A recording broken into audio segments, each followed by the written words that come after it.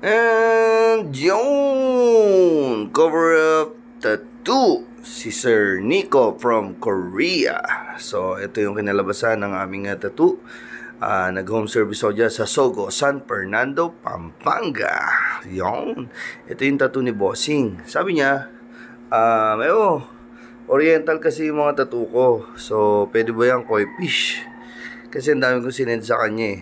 Nag-down kasi siya. So, nung nag-down siya, ginawa ko siya ng iba't ibang design. So, sabi ko, may koi fish ka na eh. Tapos, koi fish ulit. Ano naman, sabi ko, eto, pwede to, yung food dog. Medyo wild yung datingan. Kasi ang food dog is para siyang lion or para siyang, ano ba tawag dito? Warrior na parang guard. Siya yung guard mo sa life mo. Yan. Meaning yan. So, in-stencil natin. Tapos, syempre, ipinagay natin yung forma doon sa kamay. Kasi gusto niya hanggang kamay eh. Tapos, kinonekta ko doon sa dati niyang tattoo sa upper. So, ang gamit ko nga pala dyan is 11RL. Yan. Gamit ako ng 11RL. Tapos, pag gusto ko medyo i-powerline, babalikan ko ng 11RL. And pag gusto kong shadingan yung pagka-black, pwede kang gumamit ng 11RM. Or ako gumagamit din ako dyan ng 14RS, 11RS, 7RS, depende. Hindi kasi ako hindi ako yung nagtitipid sa needle, lalo na kung alam kung saan ako mas mapapadali, mapapabilis. Yan. Tapos, katulad niyan, kailangan yung mismong design, pwede mo rin siyang dagdagan ng mga parang smoke or kung ano yung pwedeng mas ikaganda niya o ikabusog yan. Katulad yan, yung mga spacing na ganyan.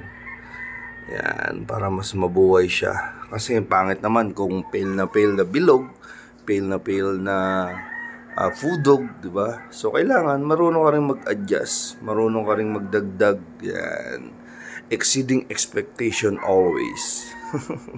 Kumbaga, pag binatuhan ka ng ngiti, suklian mo ng pagmamahal. Sheesh! Baka balong uy yan.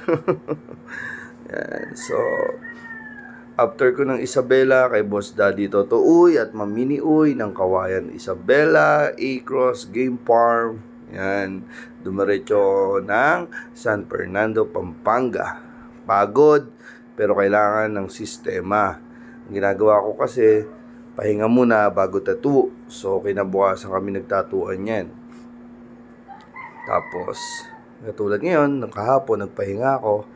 And hanggang ngayon, pahinga. Pero, alas 8 ngayon, 8 or 9, dadiretso ko ng NAIA, Terminal 3. May susundin akong dalawang client from international. Hindi ko alam kung Japan, Korea sila galing eh. So dalawa sila. Take note, babae sila. Ako kasi lagi ako nagsusundo sa airport, tapos diretso sa car tattoo, pwedeng home service, pwedeng check-in. Eto sila, dalawa sila, babae sila. And then sabi nila, Sogo na lang, check-in na lang, tapos doon na lang tatatuan. Dapat kasi September 2 kami, sa Laguna sila. Sabi ko kasi nasa Taiwan ako ng 28 to 31 and baka umabot ako ng September 1 and 2 kasi pwede akong mag-rebook dahil may mga nag-down sa atin na magpapatato ng cover up. Ang iniisip ko kasi baka gahulin ako sa oras, tapos kung may mga iba pang gusto magpatato, i-rebook na lang. Sa Ximending, Taipei, Taiwan po ako. May hotel kami dyan sa Citizen M ba yan? Yan. Pwede rin sa bahay nyo dyan, sa Singapore, o sa flat nyo, sa apartment nyo. Basta Mewo Tattoo First International, di ba? Kumbaga, salamat to sa opportunity. Salamat po sa mga nagtitiwala. So, next stop natin is Japan. Pag hindi pa rin lumabas yung multiple visa ng first week ng September, baka mag-Thailand muna tayo. Or Macau, Singapore, depende kung saan po kikita ng malinis at patas. So, balik tayo sa tattoo. Yan. Ulit ko, gumamit ako dyan ng 11RL. Pero pwede ka rin gumamit ng 11RS and 7RS at 14RS. Depende. Pero ako, ginagamit ko ngayon kasi is 11RL. Tapos yan, gumamit din ako ng 25RM para dun sa likod, sa buhok na pwedeng idagdag dun sa pudog. Yan. Yan, mga spacing na yan, yung mga smoke na ganyan. Masarap gumawa niyan yung mga add-ons na ganyan para mas mabusog yung tattoo. Kasi nga, gusto ko, syempre, pangit naman yung bibitinin mo. Yan. Tapos, gumamit ako ng black and gray and advanced black and gray ng Eternal Opacity Opaque. So, ako, ang ginagawa ko, tapos kung tapos, lining, shading, and then gawa ko ng highlights, tapos highlights ulit hanggang makuha ko yung gusto kong kulay. So, cover up kasi yan. Yung sa ilalim na cover up ko na yan kaya binalutan ko siya ng nung plastic ring wrap para medyo hindi siya madumihan and lumambot-lambot sa mga susunod na dadagdagan ko. Yan. Kasi pwede mo siyang i-touch ulit kung may dapat balikan, di ba? Sabi nga nila, hanggat may nakikita kang bakas ng kahapon, balikan mo lang hanggat kaya. Kung mapapaganda mo pa ang gawa o buhay. Yan. And sa tattoo naman is right choices of design.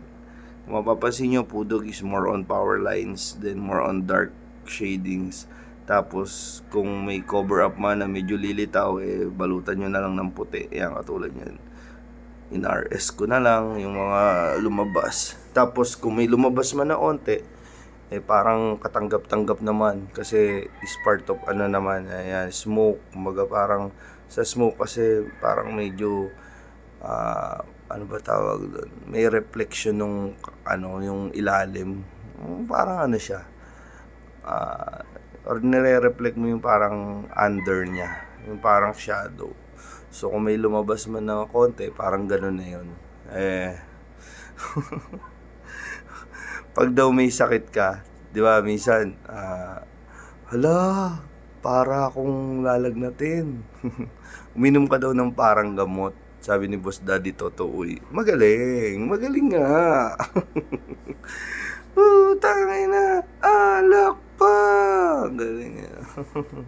I miss you, Daddy Toto Uy, sa Isabela. Pagka wala na tayong mga running schedule at meron pa tayong sobrang schedule na bigla tayong papatawag ni Daddy Toto Uy, babalik tayo ng Isabela. Napakalupit, napakasaya, napakaganda. Yan. So, ang voltage ko nga pala dyan is naglalaro lang to 6.5 to 7. Yan. And yan, more on kut-kutin ginagamit ko is 11RM. Ewan ko, ba't pasok na pasok sa akin ng 11RM? Pagka medyo maliit naman, gumagamit ako ng 7RM. Pansin ko lang, pag gumamit ka ng 7RM, dapat babaan mo lang voltahe mo. Mga 6.5 or 6. Yeah, he was Nico. Happy daw siya. Ito yung resulta. Mabot din kami siguro dyan ng around 10 hours. 11 hours kasama yung break. Yan. Solid. Yun, no? Sheesh. Wala nang bakas nung kahapon, no? Yan. Mewo always on the go, 24/7. Who's next? And I'm always saying that magpasalamat ka kay Lord na negative, positive, it will change. Balanse ang mundo. Huwag kang magpapadala o papatalo sa kahapon. Dahil ang kahapon ay aral. Aral na magbibigay sa iyo ng lakas ngayon at bukas. Okay? Stay may motivation. Patuloy lang sa hamon ng buhay. Pag di mo na alam yung gagawin mo,